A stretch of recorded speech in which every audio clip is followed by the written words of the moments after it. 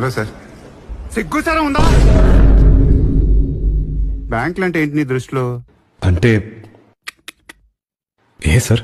వేలకు వేల కోట్లు దోపిడీ చేసేస్తుంటే అలా ఏం లేదు సార్. జోడించుకోటేస్తా.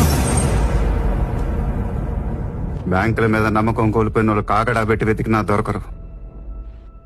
అంత నమ్మకం ధైర్యం పెట్టుకున్న జనాన్ని వాళ్ళ కష్టాన్ని దోచేస్తుంటే. No sir, not like that sir.